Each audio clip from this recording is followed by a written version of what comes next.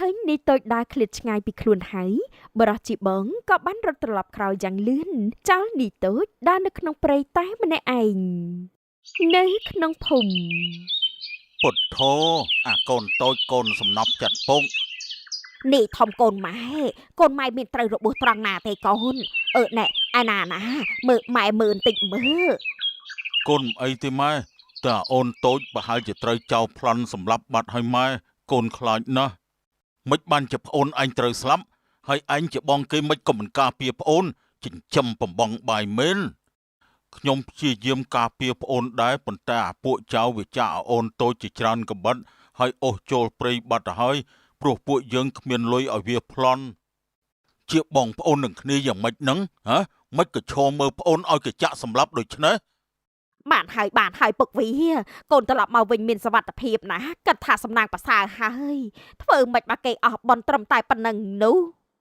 មកពីម៉ែវាឯងកាន់ជើងកូនអញ្ចឹងទើបបដ ாய் ឲ្យកូនវាខូចមនុស្សអស់ឃើញទេនេះធំបានធ្វើពុតជាឈឺរាងកាយទរន្ទ្រាដើម្បីកុំឲ្យឪពុកចាប់សង្ស័យបានក្រឡេកមកមើលនេះតូចអានេះវិញរូបគេបានដើរអស់ចម្ងាយរាប់សិបគីឡូប៉ុន្តែពុំបានជួបអ្នកភូមិឬក៏ផ្ទះសេដ្ឋីណាមួយឡើយពេលនោះដោយសារក្តីហេវហត់អស់កម្លាំងខ្លាំងពេកគេក៏បានដួលដេកនៅលើដីកំពប់ទឹកត្នោតអស់ទៅនៅព្រៃភ្នំអ្នកនាងមានមនុស្សដេកដួលនៅទីនេះសូមជួយគេផងអេមនុស្សមកពីណាមិនក៏ដេកដួលនៅត្រង់នេះអ្នកក្រោកឡើងតាមមានរឿងអ្វីកាត់ឡើងនឹងខ្ញុំទេពធីតាស្រស់ស្អាតណាស់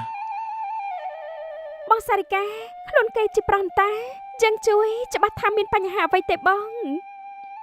បាទបើតាមបងមើលទឹកមុខអ្នកកំឡោះនេះស្លូតបូតទេអាចទុកចិត្តបានគិតថាជួយគេយកប៉ុនទៅណាផាស្យាលើកអ្នកកំឡោះថ្នមយកទៅកាន់ខ្ទមកំសត់របស់នាងខ្ញុំសុំសួរដូចឆោតនាងស្នាក់នៅតែម្នាក់ឯងទេហ៎ទីនេះស្ងប់ស្ងាត់គួរឲ្យខ្លាចណាស់តែនៅបានយ៉ាងម៉េចទៅអ្នកណាថាផាសាននៅម្នាក់ឯងសួរនេះកុំសុំបីគិតឃើញមនុស្សស្រីនៅតែម្នាក់ឯងគិតប៉ងអាក្រក់អីប្រយ័ត្នខ្ញុំខ្វាចអាយ៉េះអាយែងអស់មុខទៅកុំធ្វើបាបខ្ញុំអីខ្ញុំគ្មានអំណងគិតអាក្រក់ជាមួយនឹងអ្នកទាំងអស់គ្នាទេ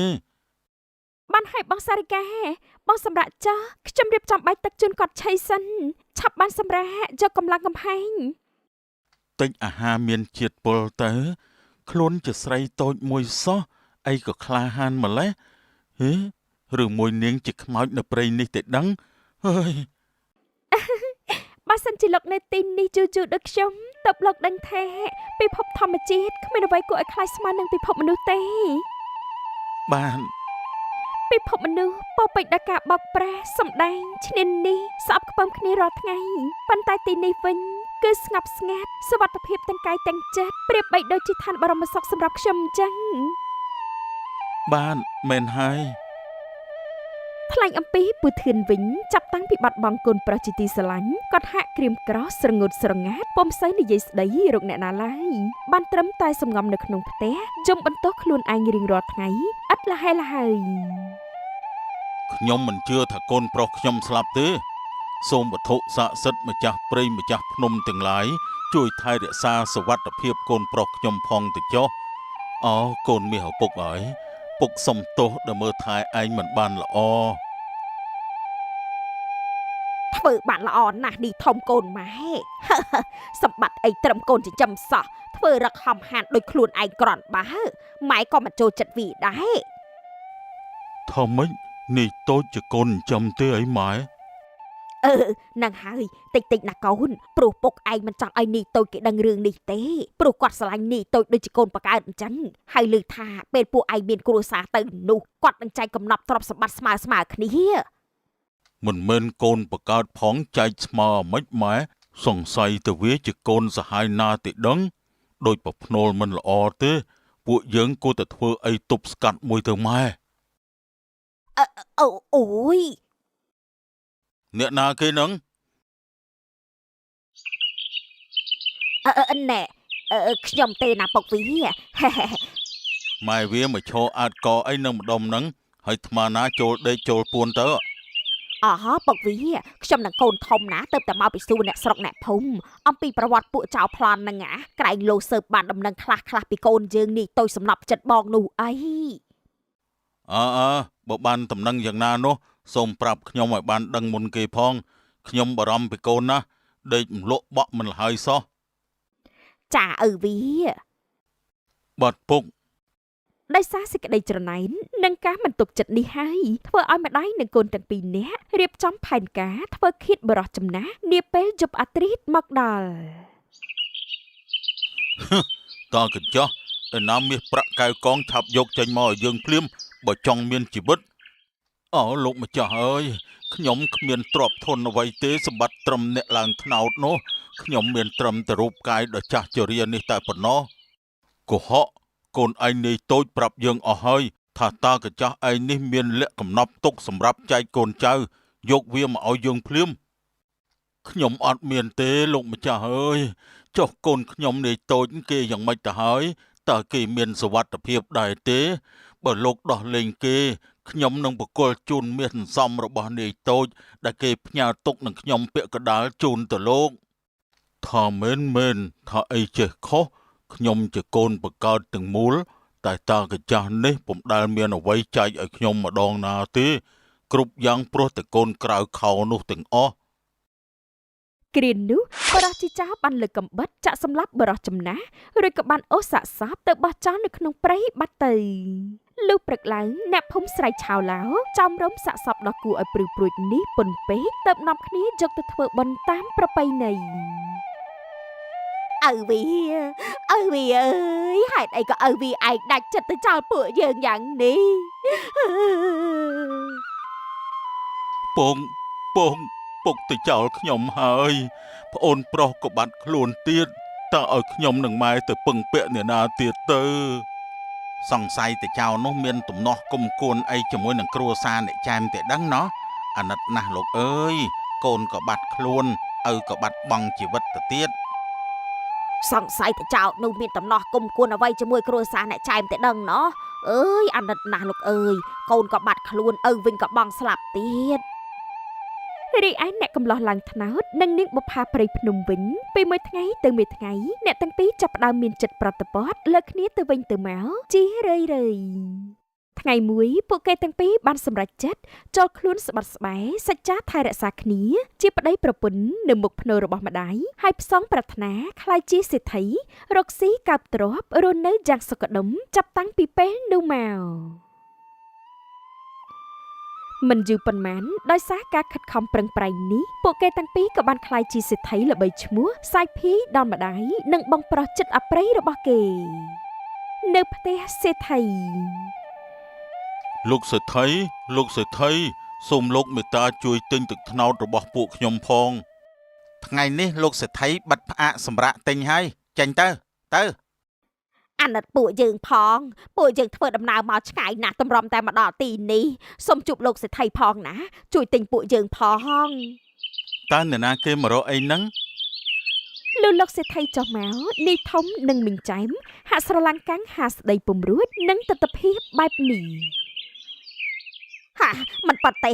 សេដ្ឋីជាឈ្មួញទិញទឹកត្នោតគឺជានាយតូចក្រោយពីមើលជាច្រើនដងទើបដឹងច្បាស់ថានេះជាម្ដាយនឹងបងប្រុសខ្លួនទើបនាយតូចស្ទុះរត់មកអោបអ្នកទាំងពីរដោយក្តីនឹករលើនាយតូចតើម៉ែមិនក៏ទៅជាគេទៅវិញម៉ែនឹងបងធំសុខសប្បាយជាទេចុះឯណាពុកធឿននោះពុកធឿនគាត់ស្លាប់បាត់ទៅហើយណាប្អូនថាម៉េចតើមានរឿងយ៉ាងម៉េចបានទៅជាអញ្ចឹងនោះថ្ងៃនោះណាបន្ទាប់ពីឯងបាត់ខ្លួនទៅមានពួកចៅមួយក្រុមវាចូលទៅប្លន់ភូមិយើងហើយក៏សម្លាប់យ៉ាងរង្គាលហើយក្នុងនោះក៏មានពុករបស់ឯងដែរកំហុសមីងទេដែលជាស្រីទុនជ្រាយការពារប្តីមិនបានល្អនោះ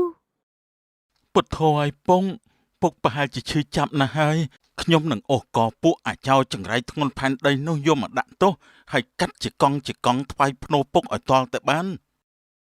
នីធំនិងម្ដាយចាប់ផ្ដើមភ័យខ្លាចនិងសម្ដីនេះយ៉ាងខ្លាំងបន្ទាប់មកអ្នកទាំងពីរត្រូវបានលោកសេដ្ឋីជូនមាសពេជ្រកែវកងយ៉ាងច្រើនបុករួមទាំងផ្ទះមួយខ្នងផងដែរ ម៉ែយើងគួរត្រឡប់ទៅផ្ទះសិនល្អទេទៅយកកំណប់ទ្របក្រោមគ្រែតាកញ្ចាស់ដែលពួកយើងប្លន់សម្រាប់វាថ្ងៃមុននោះណាតើល្អទេម៉ែនិយាយអីខ្លាំងម្លេះកូនតិចលោណែលោកសេដ្ឋីស្ដាប់ឮនោះកាលនោះសេដ្ឋីនិងភរិយាក៏បានចូលមកហើយក៏បានសួរថាតើម៉ែនិងបងត្រូវការអ្វីទៀតដែរទេបងនិងម៉ែមិនត្រូវការអ្វីទៀតទេប៉ុន្តែបងចង់សុំសម្លៀកបំពាក់ល្អមាសប្រាក់បន្ថែមទៀតរួមជាមួយបម្រើឆ្វេងស្ដាំផងតើបានទេចាប់បានចាំខ្ញុំឲ្យគេរៀបចំជូនអ្នកទាំងពីរភ្លាមល្អអញ្ចឹងពួកយើងសុំលាអ្នកទាំងពីរទៅយករបស់សំខាន់នៅឯផ្ទះសិនរបស់សំខាន់អីទៅម៉ែនៅទីនេះខ្វះអីមែនទេហើយយ៉ាគឺធាតពុកវាឯងនោះអីពួកយើងជាគ្រួសារស្លាប់រស់តែមួយស្លាប់រស់ក៏មិនភ្លេចគ្នាដែរបានទឹកចិត្តអ្នកម៉ែពិតជាប្រពៃណាស់ក្រោយលឺដូច្នោះអ្នកទាំងពីរសប្បាយចិត្តជាពន់ពេកព្រោះគិតថាខ្លួននឹងរស់នៅសុខសប្បាយលែងលំបាកចាប់ពីថ្ងៃនេះតទៅលុះធ្វើដំណើរដល់ពាក់កណ្ដាលផ្លូវអ្នកទាំងពីរក៏បានជួបក្រុមចៅមួយក្រុមនៅពាក់កណ្ដាលផ្លូវមានរបស់មានតម្លៃអីខ្លះឆាប់បកលឲ្យយើងភ្លាមមកបើសិនជាចង់រួចជីវិតអើយពួកវាមានគ្នាច្រើនណាស់កូននៅស្ងៀមទៅម៉ែខ្ញុំខ្លាចម៉ែ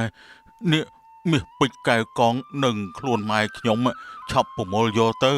ឬក៏ចង់សម្លាប់គាត់ជំនួសខ្ញុំកុំអីដែរអាកូនអាកតញ្ញូ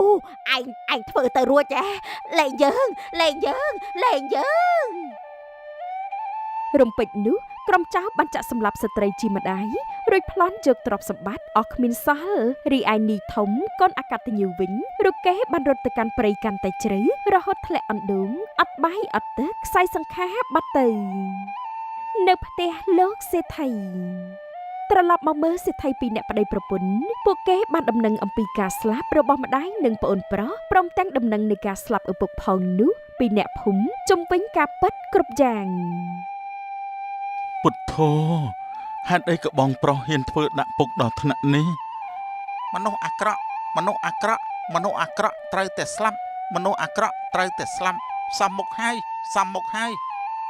អនធ្លាប់ប្រាប់បងរួចហើយថាពិភពមនុស្សក៏ឲ្យខ្លាចខ្លាំងណាស់មែនតែនទៅគ្មាននរណាកាច់សាហាយជាមនុស្សទេសូម្បីតែសាច់ញាតិឯងសោះក៏មិនលើកលែងអាណិតដល់សោះឬក៏មានក្តីមេត្តាចំពោះគ្នាឡើយបានប្រពន្ធសម្លាញ់ទោសកំហុសនេះពួកគេស័ក្តិសមនឹងទទួលបានហើយ